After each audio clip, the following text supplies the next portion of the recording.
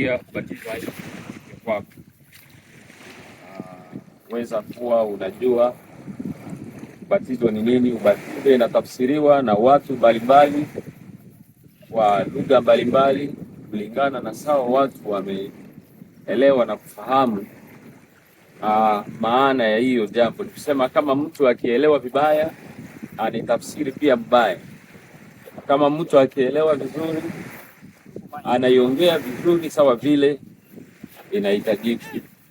Lakini Biblia ndani ya kitabu ya Matendo ya Mitume, ndani ya kitabu ya Waroma sura yake ya 6 shairi lake la kwanza, ukienda huko nasoma mpaka unafika 12 utakuta hapo wakiongea juu ya ubatizo.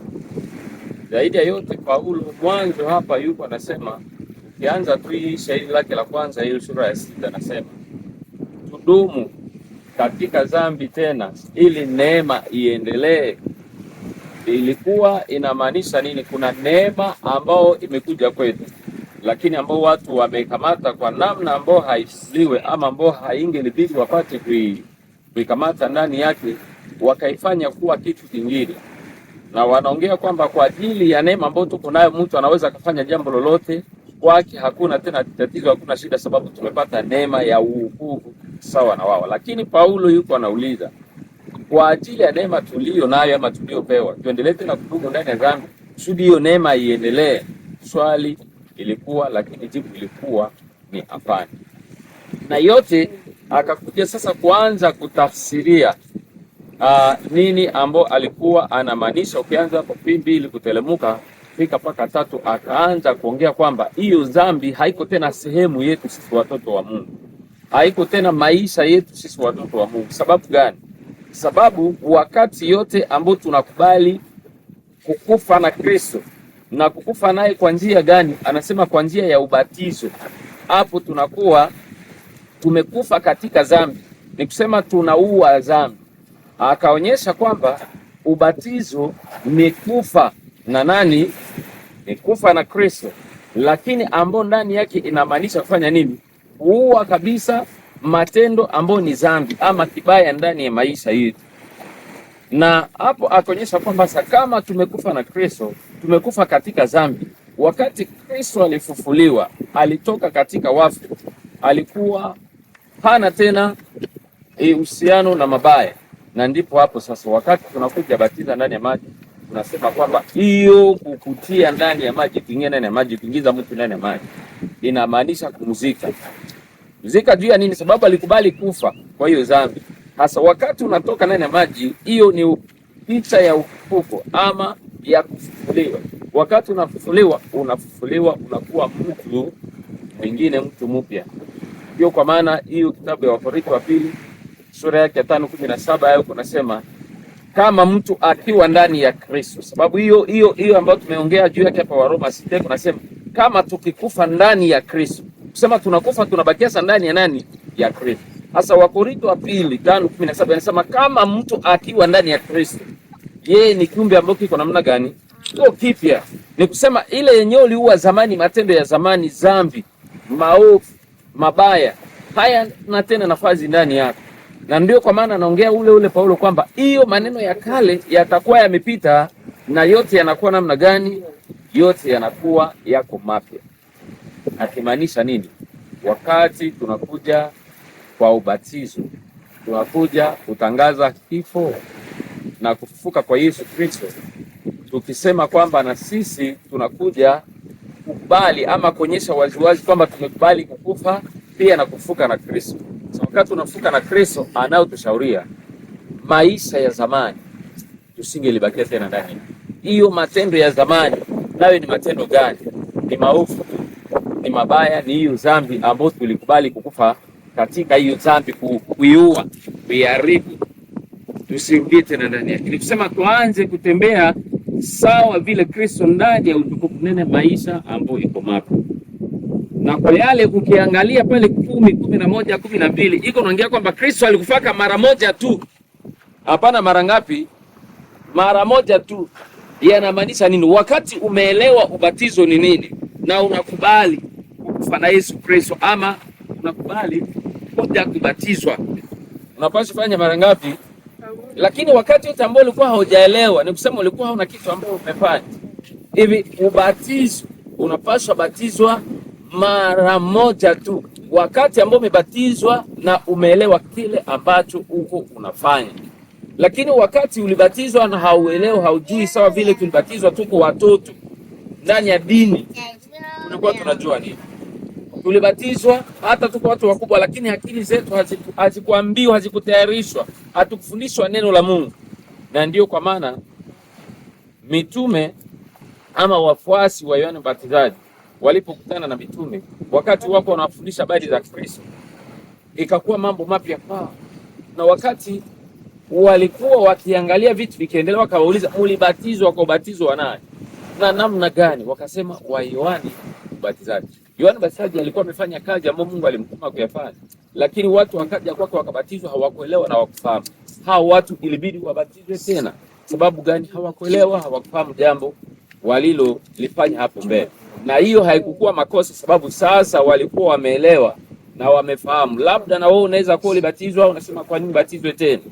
Ama kwa nini piti? Ulikuwa haujafahamu, haujaelewa, lakini leo umeelewa na umefahamu lile ambalo ama hatua ambayo umeyachukua.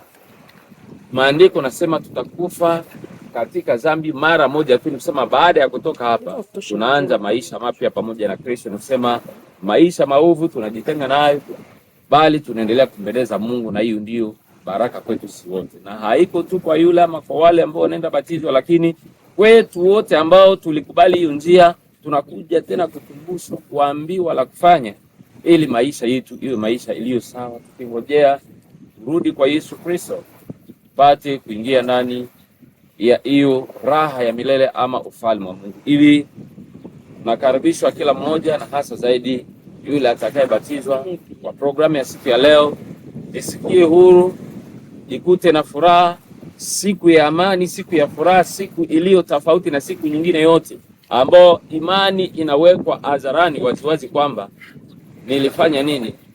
Nilikubali Yesu Kristo kuwa Bwana na mkombozi wa maisha yangu, na nikubali kufa naye kwa njia ya ubatizo. Bwana Yesu asifiwe. Nasema kwa njia ya ubatizo. Hiyo kitabu ambacho tumesoma wa Roma 6. Kwa njia ya ubatizo ndio tunakufa na Yesu Kristo na kufufuka naye wakati tunatoka ndani ya maji. Hivi Mungu atubariki na aendelee kututia nguvu kwa jina la Yesu Kristo. Oh, haleluya, amen. Amen. Amen. Amen. Haleluya. Oh, haleluya, amen. Amen. Haleluya, amen. Amen. Haleluya, amen. Haleluya, amen. Haleluya, amen. Amen. Haleluya, amen. Amen. Hallelujah.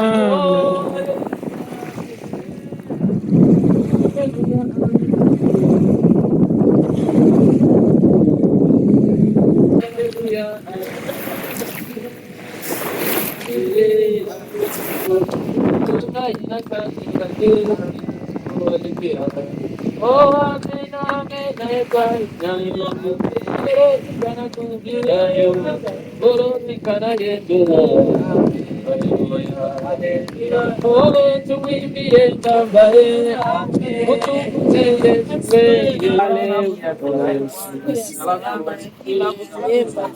amen, na jina lako lipewe sifa milele yote Kristo. Kwa ajili ya siku hapo Bwana ameyafanya na kusimama mahali hapa kwa ajili ya kazi yake, kwa ajili ya ubatizo. Mwambie Baba abarikiwe na neno Bwana linasema kwamba mtu mmoja akiokoka mbele shangwe ni furaha. Yaliyo mapenzi ya Bwana ni kwamba watu walio wake waone wema wokovu wa Bwana, kama Bwana ameyafanya siku hii kwa ajili ya mshiriki wa nafsi. Tunabariki jina lake na kuinua na kuendelea kumsifia. Anastahili milele na milele yote. Muinue kwa ajili ya mkono wa nguvu ambao ni pamoja nasi wakati wote, kwa ajili ya nafsi Oh, haleluya, ambao Bwana niendelea kukutana nao kwa ufungulivu. Mwambie Bwana apewe sifa milele yote. Tunakuinua Kristo na tunakutukuza Yesu.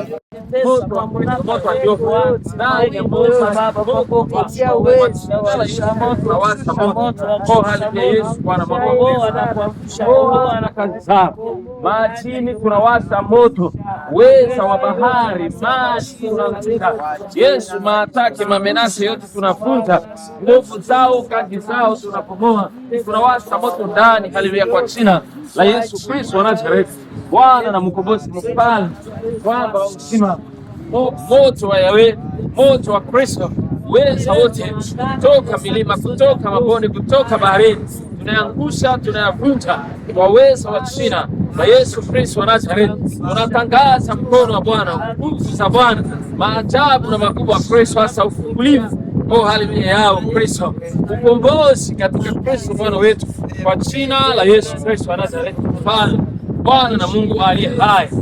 Haleluya, mwambie atawale mahali hapa, tawale kati ya leo, atawale tawale, nguvu za Baba zifanye kazi, weza Bwana, mamlaka ya Kristo ionekane. Haleluya, Roho wake Mtakatifu aendelee juu yetu, atulie juu ya yule atakayebatizwa, atulie haleluya ndani ya maji. Roho wa Bwana atende kazi, aendelee kufunua na kugusa, badilisha mioyo yetu, badilisha nafsi zetu, maisha yetu yapate kuwa maisha yanayokubaliwa Roho wake mwenyewe akifanya kazi. Weza wa Bwana, mamlaka ya Kristo, mwambie jaze nguvu kazi. Haleluya, kazi mwanzo hadi mwisho. Roho yao endelee kutenda kazi kwa uweza wa jina la Yesu Kristo, Bwana na mkombozi, mfalme, Masia, kimbilio. Haleluya, nguvu zako wewe, uwezo wa Kristo, mamlaka aliyokuwa nao leo kufanya kazi. Haleluya, tulio hapa hata wale ambao wako hapa vya Bwana watawaliwe na Bwana. Baba wakusikie, Baba wakuponye, Baba waponye, Baba wapatie uzima na hii baraka. Haleluya, Yesu Bwana afanye kazi ndani mwao kwa utukufu wa Yesu Kristo Bwana wetu na mkombozi, Mungu aliye juu mbinguni, kwa jina la Yesu Kristo. Haleluya, mwamba wa uzima, Bwana wa mamlaka, mfalme, Mungu mwenye nguvu, Yehova. Haleluya, kwa jina la Yesu Kristo wa Nazareti. Yes, mwamba na Mungu wetu, Baba uko kwa bariki jina lako sasa. Osani demukama, osani demukama, osani demukama, osani demukama,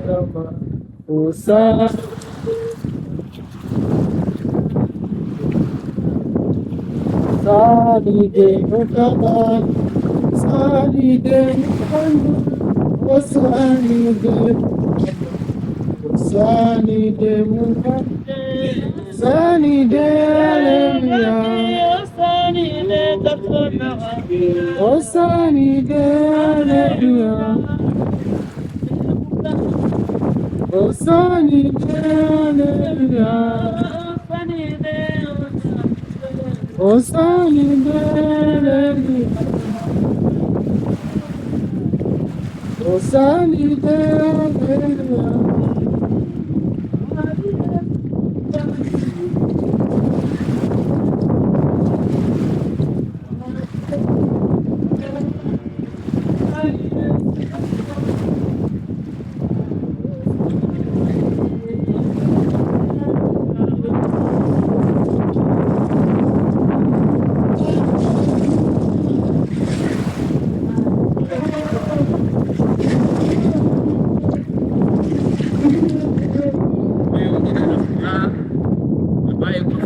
Anakubali kubatizwa, na sisi kanisa Betsaida tunakuja kushuhudia imani yake ndani ya Yesu Kristo, na ndio kwamba kwa maana sawa kanisa Betsaida kwa Church tunabatiza kwa jina la Yesu Kristo.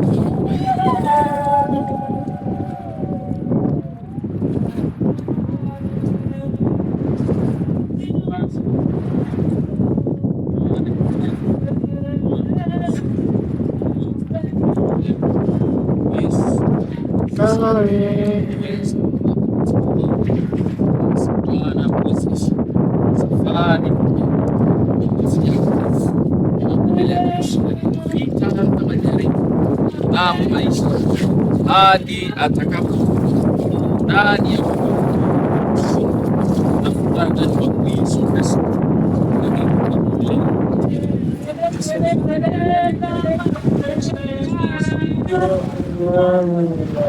Nani kama wewe?